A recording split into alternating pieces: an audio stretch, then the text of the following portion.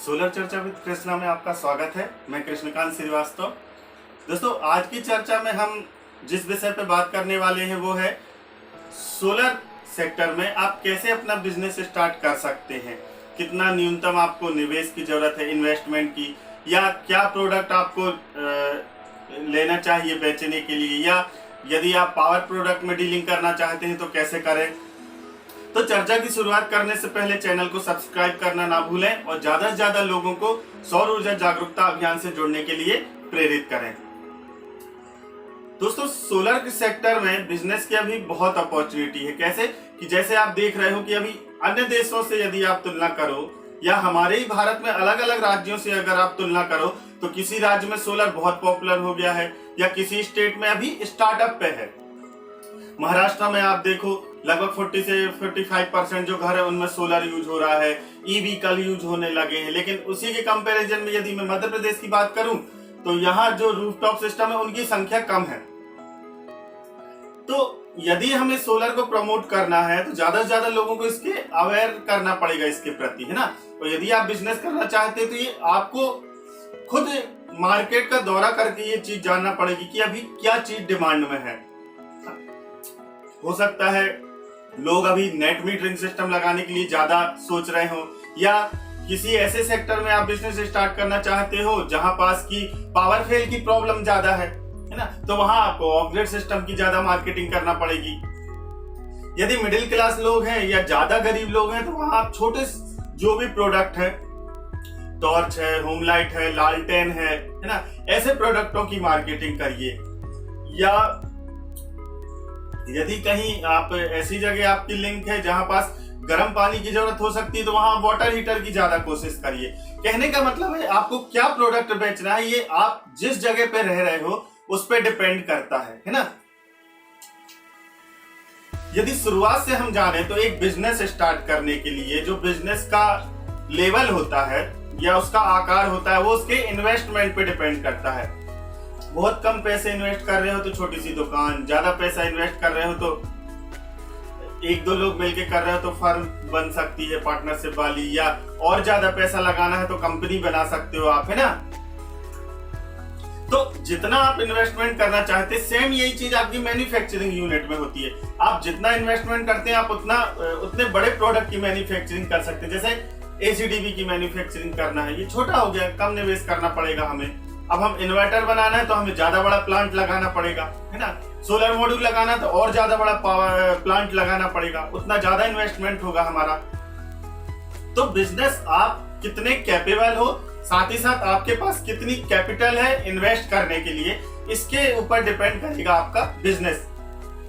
तो दोस्तों, सबसे बेहतर बात बताऊं आपको सोलर की, कि सोलर में आप जीरो इन्वेस्टमेंट से बिजनेस स्टार्ट कर सकते हैं। और मैं तो यही कहूंगा कि पहले जीरो इन्वेस्टमेंट से स्टार्ट करिए। जब धीरे धीरे आप मार्केट को समझने लगेंगे, आपकी अर्निंग होने लगेगी, आप उतने कैपेबल हो जाएंगे टेक्निकल रूप से या मार्केटिंग के तौर पे, तब आप उसमें ज्यादा पैसा इन्वेस्ट करिए। तो आज जो हम बात करेंगे ये हम चर्चा करेंगे कि जीरो इन्वेस्टमेंट से सोलर बिजनेस कैसे स्टार्ट किया जा सकता है।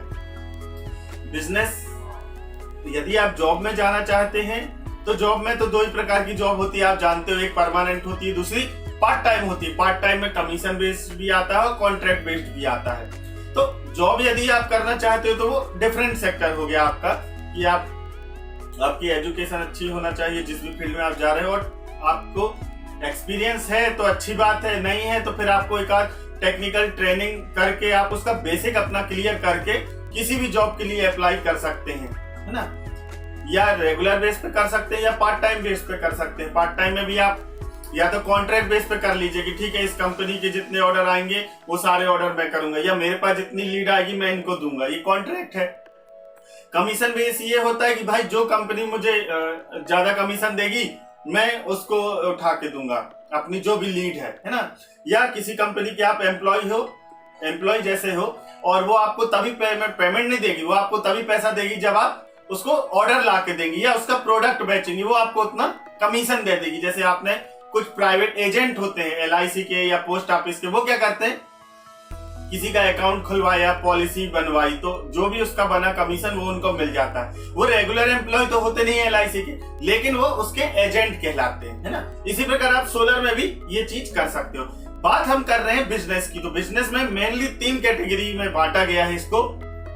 सबसे पहला है मैन्युफैक्चरिंग। मैन्युफैक्चरिंग का मीन्स सोलर के जितने भी प्रोडक्ट हमने पिछली चर्चाओं में जाने हैं, उन सभी प्रोडक्टों में लगने वाले कंपोनेंट, मॉड्यूल हो, माउंटिंग स्ट्रक्चर हो, ACDB हो, DCDB हो, सर्ज प्रोटेक्शन डिवाइस हो, फ्यूज हो, AC केबल हो, DC केबल हो, लाइटिंग अरेस्टर हो, अर्थिंग मटेरियल हो ना, अर्थ पिट बनाने का मटेरियल हो, या ऑपरेट सिस्टम हो आपका, उसके कंपोनेंट हो, आपके स्विचिंग बॉक्स हो या चेंज ओवर बॉक्स हो, ठीक, या स्ट्रीट लाइट है तो पोल बनाने का हो या स्ट्रक्चर बनाने का हो आपके, और बैटरी बॉक्स बनाने का हो, या दूसरे छोटे प्रोडक्ट की बात करूं तो मैं आपकी स्ट्रीट लाइट है, आपकी लालटेन है, होम लाइट सिस्टम है, बोलार्ड है, आपके स्टड्स हैं, या फेंसिंग लाइट है ना, साइन बोर्ड है, ठीक। तो कोई भी प्रोडक्ट की यदि हम चर्चा करें सोलर के, आपके वाटर हीटर है, या तो आपके सोलर कुकर है, पैराबोलिक रिफ्लेक्टर है, कोई भी प्रोडक्ट हो आपका, यदि हम उसकी बात करते हैं तो उसके जो भी कंपोनेंट बनना है आप उसकी मैन्युफैक्चरिंग यूनिट डाल सकते हो। लेकिन आप भी जानते हो कि मैन्युफैक्चरिंग यूनिट के लिए हमें बहुत सारा पैसा होना चाहिए, हमारे पास जगह होना चाहिए, हमारे पास पूरी परमिशन होना चाहिए लीगल, जो भी हमें लगती है, तब आप जाके कहीं मैन्युफैक्चरिंग यूनिट डाल सकते हो बड़े लेवल पे। छोटे लेवल पे डालना है तो ठीक है, आप छोटी मोटी प्रोसेस करके कंपोनेंट लाके उसकी असेंबलिंग करके एक छोटी मैन्युफैक्चरिंग कर सकते हो। जैसे हमने लास्ट ईयर कुछ गांव वालों से चर्चा की थी कि आप क्या कर सकते हो, 10-15 लोग मिलने के एक समूह बना सकते हो, या तो आप LED बल्ब असेंबल करने का खुद की एक यूनिट स्टार्ट कर सकते हो, या होम लाइट सिस्टम असेंबल कर सकते हो, या लालटेन असेंबल कर सकते हो। तो आप क्या करिए, रॉ मटेरियल मंगाइए, केसिंग मंगा लीजिए, उसके अंदर का इलेक्ट्रॉनिक सर्किट मंगा लीजिए, और जो भी यूज हो रहा है कंपोनेंट वो मंगा के सोल्डरिंग या उसकी फिक्सिंग करके उसे असेंबल करके उसमें अपना 10 से 20% कमीशन जोड़ के आप मार्केट में बेच सकते हैं। ये भी एक प्रकार की असेंबली मैन्युफैक्चरिंग ही है। लेकिन चूंकि यदि हम बड़े लेवल पे सोच रहे हैं तो फिर हमें उतना हमारे पास पैसा इन्वेस्ट करने के लिए भी होना चाहिए। साथ ही साथ जब आप बड़े लेवल पे प्रोडक्ट का मैन्युफैक्चर करते हो तो आपको कंपटीशन के अकॉर्डिंग भी अपने आप को ढालना पड़ेगा कि यदि आपने इन्वर्टर बनाया तो अभी मार्केट में क्या इन्वर्टर हैं, उनकी क्या क्या टेक्नोलॉजी मार्केट में है, उसके क्या रेट हैं। क्यों? क्योंकि यदि आप उससे महंगा रखोगे तो भी आपका प्रोडक्ट बिकने में दिक्कत होगी, या आप में उसके कंपेयर, जैसे हम मोबाइल की चर्चा करते हैं तो दोनों मोबाइल की कीमत यदि 6000 है, लेकिन एक मोबाइल 7 में 2 GB रैम है, एक मोबाइल में 500 MB रैम है, तो सीधी सी बात है 2 GB वाला रैम का मोबाइल ज्यादा बिकेगा। क्यों? क्योंकि उसमें सेम कॉस्ट में फंक्शन ज्यादा मिल रहे हैं, है ना। यही सेम आपका होता है जब आप किसी भी प्रोडक्ट की मैन्युफैक्चरिंग करते हैं, चाहे आप फूड प्रोडक्ट हो आपका या इलेक्ट्रॉनिक प्रोडक्ट हो। तो मैन्युफैक्चरिंग हमारी ज्यादा, जब हमारे पास इन्वेस्टमेंट करने का है तब हम मार्केटिंग कर सकते हैं, पैसा है तो हम मार्केटिंग भी कर लेंगे, धीरे धीरे नाम बना सकते हैं, है ना, प्रमोशन कर सकते हैं अपने प्रोडक्ट का। तो ये मैन्युफैक्चरिंग हो गई एक प्रकार। दूसरा प्रकार क्या आता है, यदि मैं मैन्युफैक्चरिंग उतनी लागत नहीं है सर मेरे पास, तो फिर आप क्या करिए, आप ट्रेडिंग कर सकते हैं। ट्रेडिंग का मीन्स जो मार्केट में ऑलरेडी मैन्युफैक्चर है या जो मार्केट में ऑलरेडी ब्रांडेड कंपनियां अभी है, आप उसकी डीलरशिप ले सकते हैं, फ्रेंचाइजी ले सकते हैं, डिस्ट्रीब्यूटरशिप ले सकते हैं, है ना। तो आप ये काम भी कर सकते हो। इसमें हमें ज्यादा पैसा इन्वेस्टमेंट नहीं करना पड़ता। कुछ कंपनियां 25,000 रुपए में भी डीलरशिप दे सकती हैं, कुछ 50,000 में, कुछ 2 लाख में, कुछ 5 लाख में, कुछ 10 लाख में, कुछ 15 लाख में। तो आप किस कंपनी की डीलरशिप या डिस्ट्रीब्यूटरशिप या फ्रेंचाइजी लेना चाहते हैं, है ना, ये आप कितना इन्वेस्टमेंट कर सकते हैं, वो कंपनी कैसी है, आपके क्षेत्र में उसका कितना नाम है, ये चीजें आपको देख के लेना पड़ेगी। ऑफ ग्रिड सिस्टम की बात करूं तो बहुत सारे ब्रांड है मार्केट में, UTL है, माइक्रोटेक है, आपका ल्यूमिनस है ना, स्टेटकॉन है, ऐसे बहुत सारी कंपनियां हैं। यदि आप इसकी ट्रेडिंग करना चाहते हैं तो आपको इन प्रोडक्टों में डीलरशिप या डिस्ट्रीब्यूटरशिप ले सकते हैं। तो ये ट्रेडिंग हो गई। नहीं लेना है डीलर डिस्ट्रीब्यूटरशिप आपको, तो आप क्या करोगे कि आप मार्केटिंग करिए अपने नाम पे। जैसे ही आपको कस्टमर का ऑर्डर आता है, सपोज आपके पड़ोस में किसी व्यक्ति ने कहा यार मैं सोलर लगवाना चाहता हूँ, तो आप उसको बता दो, सर ठीक है आप बताइए मुझे कौन सा सोलर लगवाना है, मॉड्यूल किस कंपनी के लगवाना है, इन्वर्टर किस कंपनी का लगवाना है, बैटरी किस कंपनी की लगवाना है, या अदर जो भी कंपोनेंट लगना है। तो यदि कस्टमर को पता है तो अच्छी बात है, यदि नहीं पता तो वो आप ही से पूछेगा, भाई आप बताओ अभी मार्केट में कौन सा रिलायबल है, किसकी ब्रांड वैल्यू अभी ज्यादा है मार्केट में, वारी अच्छा है या विक्रम अच्छा है, या इन्वर्टर की बात करें तो यूटीएल अच्छा है या माइक्रोटेक अच्छा है या ल्यूमिनस अच्छा है। तो आपको टेक्निकल तौर पे आपके पास होना चाहिए। आप ये नहीं उससे कह सकते कि यार ये 5,000 का ये 7,000 का, क्योंकि कस्टमर आपसे क्रॉस क्वेश्चन करेगा कि भाई ये क्यों 7,000 का है और ये 5,000 का। तो इनके जो भी पैरामीटर्स हैं, टेक्निकल पैरामीटर्स, वो आपको पता होना चाहिए कि सर इसकी कैपेबिलिटी इतनी है कि जो इसकी रेटिंग है आप उससे 10% ज्यादा सोलर लगा सकते हो, या इसकी वोल्टेज रेंज इतनी है सर, आज यदि आपके यहाँ फ्लक्चुएशन ज्यादा होता है तो आपको ये वाला इन्वर्टर अच्छा रहेगा लगाने के लिए, क्योंकि ये जो है ये काम करना बंद कर देगा। मॉड्यूल की बात करें तो सर इसकी 12% एफिशिएंसी, इसकी 20% एफिशिएंसी है, ये आपको ज्यादा जनरेशन देगा, है ना। तो कहने का मतलब है कि यदि आप ट्रेडिंग करना चाहते हो तो फिर डिफरेंट ब्रांड के सभी प्रोडक्टों में क्या डिफरेंस है, टेक्निकली डिफरेंस है, वो आपको उसके तौर पे टेक्निकली स्ट्रॉन्ग रहना पड़ेगा। सभी प्रोडक्टों की आप क्या करिए, user manual, data seat net से डाउनलोड करिए या डायरेक्ट प्रोडक्टों से लीजिए, प्रोडक्ट के जो मैन्युफैक्चरर है उनसे लेके उसकी स्टडी करिए, अपने आपके पास नॉलेज जो है वो ज्यादा से ज्यादा स्टोर करिए, ताकि जो कोई भी आपके पास आए लीड लेके आप उसको इतने सारे ब्रांड बता सको कि भाई ये हैं, आप जो बोलोगे हम वो लगा देंगे, है ना। टेक्निकली नॉलेज आपके पास रहेगा तो एक और फायदा आप ही को होगा कि कल के दिन यदि सिस्टम में कोई प्रॉब्लम आती है तो पूरी तरीके से आप जो प्रोवाइडर है उस पर डिपेंड नहीं रहेंगे। यदि आपको वो पता है कि भाई ये प्रॉब्लम क्यों आई है तो आप उसे सेट आउट कर सकते हैं ना। तो ये हो गया ट्रेडिंग का काम हमारा, ठीक। तीसरा जो प्रकार है वो है हमारा सर्विस प्रोवाइडर, ठीक है। सर्विस प्रोवाइडर में क्या होता है, हम कोई माल नहीं बेचते हैं, कोई मटेरियल नहीं बेचते हैं, हम सिर्फ अपनी सर्विसेज बेचते हैं। किसी ने मार्केट से रेडीमेड सिस्टम मंगा लिया, पैनल मंगा लिया, बैटरी मंगा ली, इन्वर्टर मंगा लिया, केवल उसे ऐसा टेक्निकल बंदा चाहिए, इंस्टॉलर चाहिए जो उसको इंस्टॉल कर सके, है ना, बेहतर तरीके से। तो यदि आप चाहो तो आप सर्विस प्रोवाइडर बन सकते हो कि हम ईपीसी करते हैं, है ना, या हम आईएनसी करते हैं। आईएनसी का आज के टाइम में बहुत बड़ा मार्केट है दोस्तों, क्योंकि जो ब्रांडेड कंपनियां हैं बहुत बड़े लेवल पे जो प्रोजेक्ट लेती हैं वो क्या करती हैं, जैसे दिल्ली में बैठी हैं, अब उनको सपोज एमपी के किसी एक जिले में टेंडर लिया उन्होंने, है ना, तो अब वो अपने बंदे यहाँ इंगेज करने से अच्छा है जो यहाँ ऑलरेडी आईएनसी कर रहे हैं, उनको केवल जो मटेरियल है वो प्रोवाइड करवा देगी कि आप जाइए अपने टीम के साथ और आईएनसी का मीन्स होता है इंस्टॉलेशन करना पड़ेगा हमें जो उन्होंने मटेरियल दिया है उससे, और फिर इंस्टॉलेशन के बाद प्रॉपर तरीके से कमिश्निंग करना पड़ेगी उस सिस्टम की, है ना। तो इसके लिए भी आपको टेक्निकली रूप से स्ट्रांग होना चाहिए। यदि आप टेक्निकली प्रिपेयर्ड हैं तो आप आईएनसी कर सकते हैं। ऐसा नहीं करना है आपको कि आपको पता नहीं है हमें कैसे सिस्टम लगाना है और आपने गलत सिस्टम लगा दिया, क्योंकि यदि आप आईएनसी के सेक्टर में काम करना चाहते हैं तो फिर आपको टेक्निकली स्ट्रांग होना पड़ेगा, आपकी रिलायबिलिटी होना चाहिए मार्केट में, तभी तो आपको बड़ी कंपनी आपको फेथ करके, आपको विश्वास करके आपको सिस्टम देंगी, लीड देंगी, है ना, वर्क देंगी आपको।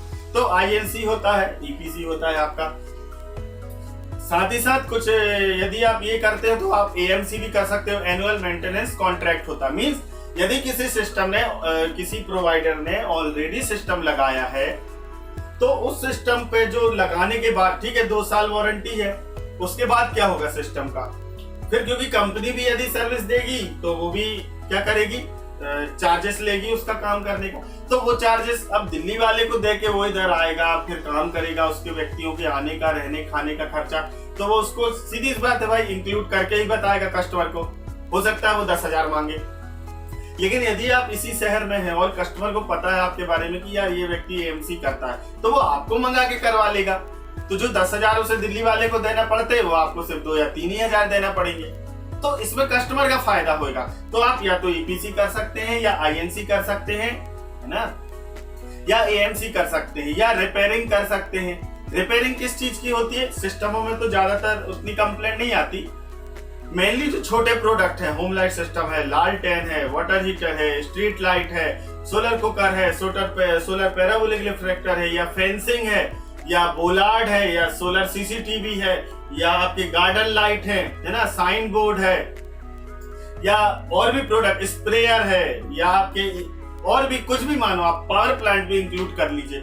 तो यदि इसमें किसी भी प्रकार की कंप्लेंट आती है तो ये कंप्लेंट को हल करने की या सॉल्व करने के लिए यदि आप रिपेयरिंग, आपके पास शॉप है ना, तो यदि आप उस क्षेत्र में रिपेयर बेहतर हो और आपका नाम बन गया है तो जो भी लोकल के लोगों के पास प्रोडक्ट होंगे वो आप ही से सर्विस लेने आएंगे रिपेयरिंग की।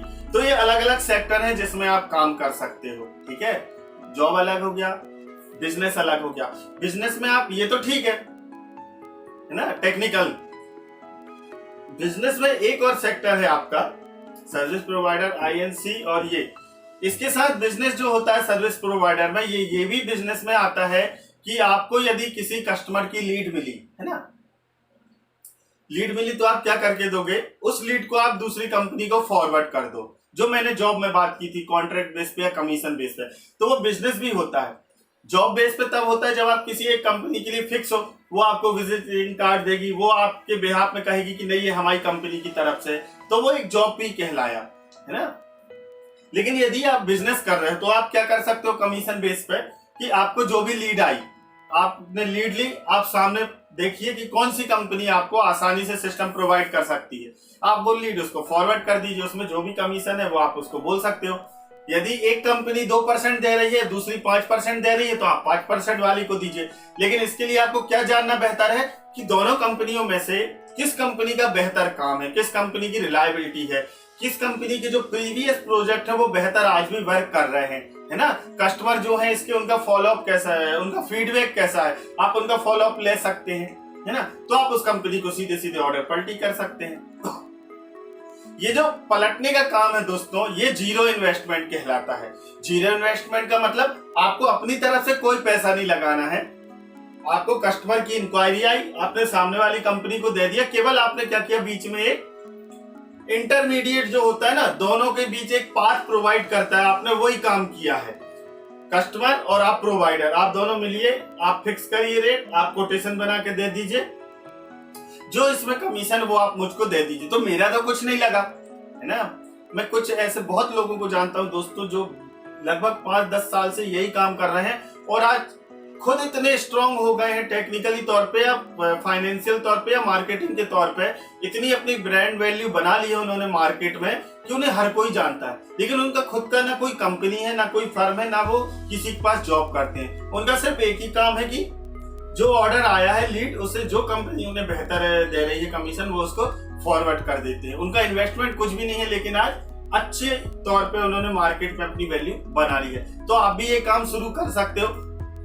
आपको सिर्फ एक पता होना चाहिए कि कौन सी कंपनी बेहतर है, इसका अंदाजा मैं कैसे लगाऊं, कौन सा सिस्टम अच्छा है, इसका अंदाजा मुझे कैसे लगे। कस्टमर से जब बात करना है तो कैसे उसे ये भरोसा दिलाना है कि हाँ, मुझे जो कंपनी का नाम मैं ले रहा हूं मुझे उस पर पूरा भरोसा है, या दूसरी कंपनियों के यदि मैं कंपैरिजन करूं तो इस कंपनी के पास क्या एडवांटेज है ना। इस कंपनी जो प्रोडक्ट दे रही है उसमें क्या एडवांटेज है, वो कैसे आपके लिए बेहतर होगी। और ये आपको तभी पता चलेगा जब आप टेक्निकली तौर पे, तकनीकी रूप से स्ट्रांग होंगे। वो आप कब होंगे, जब आपने या तो उसकी कोर्स किया है, कोई अच्छी ट्रेनिंग ली है आपने, या खुद किसी कंपनी के पास 2 साल 5 साल काम किया है। जब आप काम कर लेते हो तो आपको भरोसा आ जाता है कि भाई पॉली या मोनो में क्या डिफरेंस है, एफिशिएंसी का क्या असर पड़ता है, टिल्ट एंगल क्यों ध्यान रखना चाहिए, ओरिएंटेशन के क्या महत्व है ना। बैटरी में 2 साल या 5 साल वारंटी में क्या फर्क पड़ सकता है, या ओकाया की बैटरी, ल्यूमिनस की बैटरी, या यूटीएल की बैटरी, या अन्य कोई भी ब्रांड है, इनमें क्या अंतर है। ठीक है, स्ट्रक्चर यूज कर रहे हैं तो जीआई या एमएस या हॉटिफ जीआई लेने में मुझे कितना फर्क पड़ सकता है, एसी केबल या डीसी केबल में क्या फर्क है जो मैं इसको सजेस्ट करूं। ऐसे बहुत सारे जब आप पढ़ते हो या टेक्निकल ट्रेनिंग लेते हो तब आपको ये फैक्टर पता चल जाते हैं, जिससे आप कस्टमर को ये भरोसा दिला सकते हो कि नहीं, जो मैं आपको सजेस्ट कर रहा हूँ ये वाकई में सच बात है ना। तो ये जीरो इन्वेस्टमेंट है दोस्तों आपका, आपको ना कोई इन्वेस्ट करना पड़ेगा। और भरोसा एक चीज का ये भी हो जाता है कि कल के दिन यदि कंप्लेंट आई है ना, तो चूंकि आपने जिससे लिया है उसने उसको बिल दिया है, वो जो भी सर्विस देना है वो कंपनी आपको देगी, आपको जाके सर्विस नहीं देना है, तो आपका खर्चा भी नहीं होगा। लेकिन सर्विस देने के लिए ये बहुत जरूरी है कि आपने जिस कंपनी पे भरोसा किया है वो उसका आप बैकग्राउंड जरूर चेक कर लो। ऐसा तो नहीं एक बार मटेरियल बेच देने के बाद वो आपका फोन भी ना उठाए। होता है, बहुत सारी कंपनियां हैं जो अभी किलोवाट मेगावाट तक में काम कर ली है, लेकिन उनका यदि आप रिव्यू ले मार्केट से तो नेगेटिव ही मिलेगा आपको।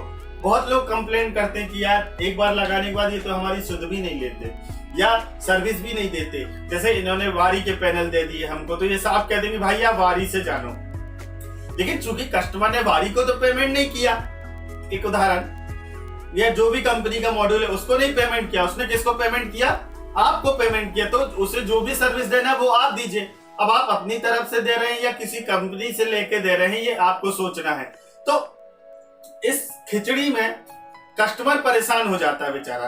तो यदि आप बीच में इंटरमीडिएट बन रहे हैं तो ये आपकी रिस्पॉन्सिबिलिटी है कि जिस कस्टमर को आप सोलर प्लांट दे रहे हैं या कोई भी प्रोडक्ट दे रहे हैं, तो ऐसे मैन्युफैक्चरर से या ऐसे प्रोवाइडर से दीजिए जो रिलायबल हो मार्केट में। और ये आपको तभी पता चलेगा जब आप मार्केट का सर्वे करो कि भाई कितनी कंपनियां, जैसे नरसिंहपुर की बात करूं तो यहाँ कितनी कंपनियां हैं सोलर की, कैसा काम किया है उन्होंने, जिन कस्टमरों के पास लगाया आप उनसे भी पूछ सकते हो कि भाई आपने इस कंपनी से लगवाया, इसका कैसा परफॉर्मेंस है या ये सर्विस में कैसी है, फोन ऑन उठाती है या नहीं, है ना। तो किसी भी मार्केट में, किसी भी बिजनेस में, साड़ी कपड़े का हो या इलेक्ट्रॉनिक्स का हो या फूड इंडस्ट्री का हो, कोई भी बिजनेस स्टार्ट करने से पहले आप उसके बारे में बेहतर मार्केट सर्वे करिए। मार्केट में क्या ब्रांड चल रहे हैं, क्या कॉस्ट चल रही है, कैसी टर्म्स कंडीशन चल रही हैं, है ना। हर चीज की जानकारी लीजिए और तभी आप अपना बिजनेस स्टार्ट करिए। क्योंकि ऐसा तो नहीं ना कि एक साल आपने एक चीज का बिजनेस किया, अगले साल दूसरा करने लगे, तीसरे साल आप दूसरा करने लगे। यदि आप ऐसा करते हो तो आप तो वहीं के वहीं होगे ना। 3 साल बीत जाने के बाद भी आपको यदि बेस से स्टार्ट करना है, फिर से सपोज पिछले बीते 3 साल आपने सोलर का काम किया था, आज से आप कपड़े का काम शुरू करने लगे, रेडीमेड कपड़ों का, तो कपड़ों के लिए तो आप फ्रेशर ही कहलाओगे ना। यही सेम आता है आपका जॉब के लिए। मुझे बहुत सारे लोगों का कॉल आता है कि सर मैं फील्ड में एक्सपीरियंस हूँ लेकिन मुझे सोलर में आप जॉब कर रहे हैं। तो मैं पूछता हूँ भाई आपको कौन सा एक्सपीरियंस है? तो बोलता है या तो मुझे सर टेलीकॉम का एक्सपीरियंस है, या मुझे सिविल का एक्सपीरियंस है, या किसी भी अदर सेक्टर का एक्सपीरियंस है। तो मैंने कहा भाई देखो, आपको टेलीकॉम का एक्सपीरियंस है, बहुत अच्छी बात है, लेकिन यदि सोलर से कंपेयर करूं तो फिर आपको तो इसमें फ्रेशर हो ना भाई। वायरिंग आपसे बनती होगी, बहुत अच्छी बात है, लेकिन सोलर के कंपोनेंट सिलेक्शन करना या सिस्टम डिजाइन करना या ओरिएंटेशन सेट करना, टिल्ट एंगल डिसाइड करना, है ना, ये आपको कैसे बताया होगा? टेलीकॉम में थोड़ी बताया होगा। तो यदि आप पिछले पूरे काम को 2 साल 5 साल का किया हुआ काम छोड़ के यदि नए सेक्टर में आ रहे हो, तो जो पुराना आपका एक्सपीरियंस है उस पर तो आप अपने हाथों से पानी फेर रहे हो। नए सेक्टर के लिए आप जॉब करो या बिजनेस करो, आप इसके लिए जीरो ही कहलाओगे, है ना। तो इसीलिए आप कोशिश करो कि अपना सेक्टर ना बदलो। जीरो इन्वेस्टमेंट से आप सोलर में काम कर सकते हैं। जब आपको, यदि आपको नॉलेज नहीं है सोलर का, तो आप क्या करिए, धीरे धीरे किसी कंपनी में लगिए, है ना। लग जाएंगे जब आप वहां काम सीखिए। यदि आप वहां टेक्नीशियन या हेल्पर भी हैं तो आपको कोई उसमें शर्मिंदगी की बात नहीं है, क्योंकि जो एक काम टेक्नीशियन सीख सकता है वो बड़ी पोस्ट में हो सकता है उसका मालिक भी ना जानता हो। क्योंकि फील्ड पे क्या प्रॉब्लम आ रही है, कैसे काम किया जा रहा है, कितना समय लग रहा है, ये जो एट एक्चुअल टाइम पे वहां टेक्नीशियन या इंजीनियर उपलब्ध है वो ज्यादा बेहतर बता सकता है आपको, है ना। तो यदि आप सोलर में काम करना चाहते हैं, सीखना चाहते हैं, बिजनेस करना चाहते हैं या जॉब करना चाहते हैं, तो पहले थोड़ा सा नॉलेज लीजिए मार्केट का। पैसा नहीं आ रहा है कोई बात नहीं भाई, आपने अपने जिंदगी के 17 से 20 साल या 22 साल पढ़ाई में लगा दिए, लेकिन आपने उसमें 10 लाख 20 लाख भी खर्च कर दिया, लेकिन आज भी आप श्योर नहीं हो कि आपको जॉब मिल जाएगी आपकी पढ़ाई की या डिग्री या डिप्लोमा के बेस पे, है ना। लेकिन यदि आप वही 6 महीना किसी कंपनी में दे देते हो, 1000 2000 रुपए या 3000 5000 रुपए सैलरी लेके, तो यदि आपने वो 6 महीना 1 साल बेहतर वहां काम सीख लिया, तो उस अनुभव के आधार पे आप दूसरी कंपनी में बहुत बेहतर पोस्ट पा सकते हो। वही जो आपकी यहाँ 5000 रुपए आपको पॉकेट मनी के तौर पे मिल रहे हैं, वहां आपको 8 से 10,000 15,000 रुपए तक मिल सकते हैं। तो सैलरी देख के जॉब का सिलेक्शन मत करिए यदि आपकी पहली जॉब है। तो यदि आप 2 साल 5 साल एक्सपीरियंस हो गए हैं और यदि आपको ये भरोसा कि भाई एक नहीं दूसरी में मेरा हो जाएगा, तब आप सैलरी के लिए बात कर सकते हो। लेकिन यदि आपकी पहली जॉब है, आपके पास अनुभव नहीं है, तो आप बिल्कुल सीखने के तौर पे लगिए। जैसे आप स्कूल जाते हो तो आप वहां कुछ सैलरी देख के नहीं जाते, आप सिर्फ सीखने जाते हो, है ना। आपके लिए पहली जॉब सिर्फ किस चीज के लिए है? Only for learning, not for earning. Means learn करिए, वहां ज्यादा से ज्यादा लर्न कर लीजिए। अर्निंग तो उस लर्निंग के बिहाफ पे हम बाद में कर ही सकते हैं ना। तो आप पहली जॉब सिर्फ लर्निंग के लिए करिए। जब आप एक बार बेहतर तरीके से लर्न कर लेंगे सारी बातें, आप ठीक है, आप ये जॉब छोड़ दीजिए 1 साल 2 साल, जब आपने बेहतर सीख लिया, आपको उतने पैसे में अब नहीं हो पा रहा, आप दूसरी जॉब कर लीजिए, है ना। दोस्तों, आज हमारी बात का यही बस था, मेरा वो कहने का कि यदि आप बिजनेस करना चाहते हैं लेकिन आप ये सोच रहे हैं कि भाई मेरे पास पैसे नहीं है, तो आप जीरो इन्वेस्टमेंट से बिजनेस कर सकते हैं। किसी भी कंपनी के लिए आप जो भी आपको रिक्वायरमेंट आ रही है, दूसरे कस्टमर ला के दे सकते हो किसी कंपनी को, तो आपको बैठे बैठाए का कमीशन दे सकती है ना। या आप यदि टेक्निकल तौर पे अच्छे बेहतर हैं, सिस्टम लगाना जानते हैं, वायरिंग करना जानते हैं, सिस्टम डिजाइन करना जानते हैं, रिपेयर करना जानते हैं, तो भी आप किसी कंपनी के लिए कहिए कि भाई यदि आपको इस क्षेत्र के लिए चाहिए तो आप मुझे बता सकते हैं। तो बाहर किसी स्टेट से यदि वो अपने बंदे भेजेगा तो उसको ज्यादा नुकसान होगा, है ना, कम प्रॉफिट होगा। उससे अच्छा वो उतना ही कम पैसा आपको दे देगा कि सर आप जाओ। जैसे मैं अपनी बात करूं, मैं एमपी में रहता हूं, लेकिन मैंने नागपुर में जाके दिल्ली वाले के लिए काम किया है। अब सोचो आप, है ना, सिर्फ 1 दिन के लिए गया था, मुझे 3000 रुपए मिले थे। अब आप सोच सकते हो, क्योंकि दिल्ली वाले को नागपुर में आके काम करने में उसका ज्यादा खर्च हो रहा था, नुकसान हो रहा था। और एक और बात था कि उसकी ऑलरेडी जो साइट दिल्ली में चल रही थी, वहां लड़के एंगेज थे उसके, जो भी थे कंपनी में काम करने वाले। अब वो उधर का काम रोक के यदि यहाँ भेजता तो नुकसान होता। इससे अच्छा उसने क्या किया, वही 3000 रुपए मुझे दे दिए, तो उसके पैरेलल दोनों काम करने लगे। एक दिल्ली में भी काम चलता रहा, दूसरा जो नागपुर का काम था वो मैंने जाके कर दिया। अब ना मैं उसका एम्प्लॉय था, है ना मैंने अपना बिल दिया कि मेरी फर्म है भाई, मैं काम करने आया हूँ। मैंने काम उसी कंपनी के लिए किया, दिल्ली वाले के लिए, लेकिन उससे पैसे लेके कॉन्ट्रैक्ट बेस पे किया। तो मेरा इन्वेस्टमेंट तो कुछ नहीं लगा, मेरे आने का, जाने का, रहने खाने का सब पैसा मुझे उसी 3000 में मिल गया। और मेरा सच बताऊं मैं दोस्तों, मेरा क्या खर्च हुआ था, सिर्फ आने जाने की टिकट लगी थी। क्योंकि सुबह गया, है ना, रात की गाड़ी से निकला, सुबह 6 बजे पहुंच गया, सीधे 8 बजे साइट पे पहुंच गया, 10 बजे जो वहां का इंचार्ज था उस काम का वो आया, शाम को 5 बजे तक मैंने काम निपटा दिया, रात को 9 बजे फिर ट्रेन थी, वापस आ गया। तो आने जाने और मेरा सिर्फ खाने का पैसा लगा, बाकी मेरा पूरा लगभग 2 से 2500 रुपए मेरा बच गया था सिर्फ 1 दिन में। तो ऐसे आप भी काम कर सकते हैं, लेकिन कब, जब आप उस काम करने के लिए पूरी तरीके से स्ट्रांग होंगे, कैपेबल होंगे, सक्षम होंगे, है ना, तब आप जाके ये कह सकते हो कि सर जो भी काम हो आप मुझे दे सकते हो। इसीलिए मैं आपसे कहता हूं दोस्तों कि कोई भी काम करो, आप बिजनेस करो या जॉब करो, उस सेक्टर में, सिर्फ सोलर के लिए नहीं कह रहा हूं, यदि आप इलेक्ट्रीशियन भी बनना चाहते हो तो इलेक्ट्रीशियन में क्या क्या काम होता है, क्या रिस्पॉन्सिबिलिटी होती है, हमसे क्या क्या बनना चाहिए, इसके लिए एक छोटी सी ट्रेनिंग कर लीजिए। यदि ट्रेनिंग प्रोवाइडर हैं अच्छे प्रोफेशनल तो बहुत अच्छी बात है, यदि नहीं है तो जो मार्केट में ऑलरेडी इलेक्ट्रीशियन है या जो काम करता है, आप उसके पास जाके भी काम सीख सकते हो। ठीक है, वो आपको सैलरी नहीं देगा 5000 10,000, लेकिन यदि वो 2000 रुपए भी दे रहा है तो देखो आप, यदि आप इधर किसी ट्रेनिंग में या स्कूल में सीखते ये चीज, तो आपको उल्टा फीस देना पड़ती, या उससे देखो ना, वो फीस देने से अच्छा उल्टा आपको 1000 2000 रुपए मिल रहे हैं। किस चीज के?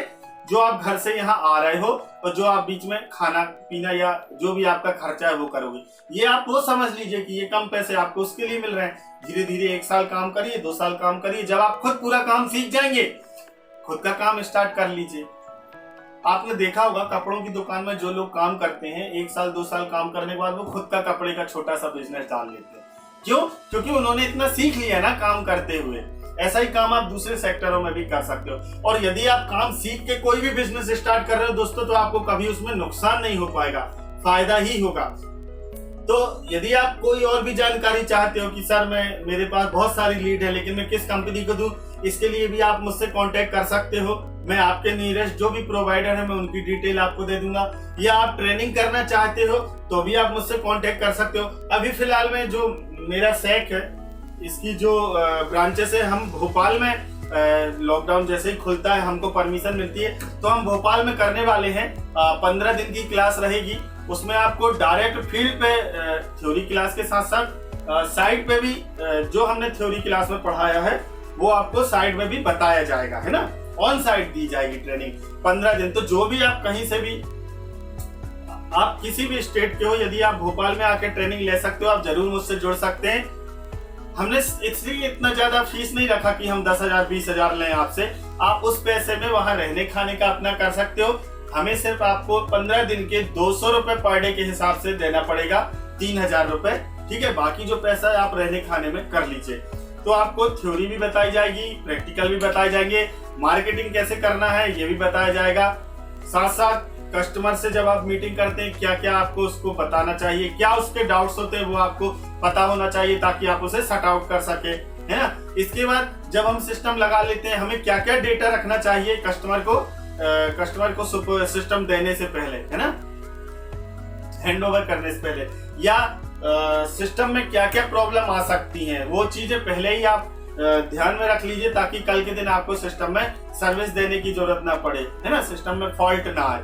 तो यदि आप ट्रेनिंग लेना चाहते हैं तो आप मुझसे जुड़ सकते हैं, या आप अपने गांव में, स्कूल में या ग्राम पंचायत में पूरे लोगों को सोलर के छोटे प्रोडक्ट जैसे होम लाइट सिस्टम है, सोलर का फैन सिस्टम है, या स्ट्रीट लाइट है, वाटर हीटर, या किसी कोई और अदर प्रोडक्ट है, कुकर है, पैराबोलिक रिफ्लेक्टर है, इनके बारे में आप जागरूकता का कार्यक्रम कराना चाहते हैं, या ITI या पॉलिटेक्निक में आपके बच्चे टेक्निकल ब्रांच में ट्रेनिंग ले रहे हैं, स्टडी कर रहे हैं, बहुत अच्छी बात है।